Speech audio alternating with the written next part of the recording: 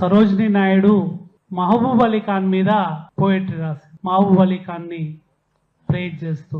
అదే మహబూబ్ అలీ ఖాను 1908లో మూసీకి వరదలు వస్తే గంగమ్మ తల్లి శాంతింపజేయాలి అని చెప్పి నదిలోకి దిగి పసుపు కుంకుమలు సమర్పిస్తారు. అట్లాంటి మత సామరస్యం ఉన్నటువంటి హైదరాబాద్ నగరంలో ఇవాళ మత విద్వేషాలు పెంచి పోషిస్తూ ఉన్నారు.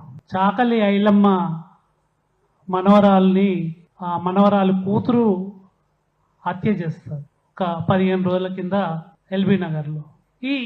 ఇది ఎట్లా హింస, ఎట్లా? ఎందుకంటే మనం సంస్కృతి మీద మాట్లాడుకుంటున్నాం కాబట్టి తెలంగాణ సంస్కృతి అంటే ఏంది? ఇవాళ మత విద్వేషాలు రెచ్చగొట్టే విధంగా పార్టీలు వ్యవహరిస్తూ ఉన్నాయి.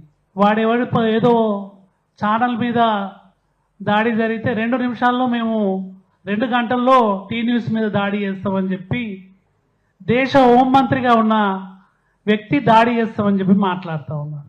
ఇది అంటే ఏ సంస్కృతి ఇది? దాడుల సంస్కృతి అనేది ఎవరి సంస్కృతి? ఎవరి మెహర్బానీ కోసానికి వీళ్ళు దాడులు చేస్తామని చెప్పి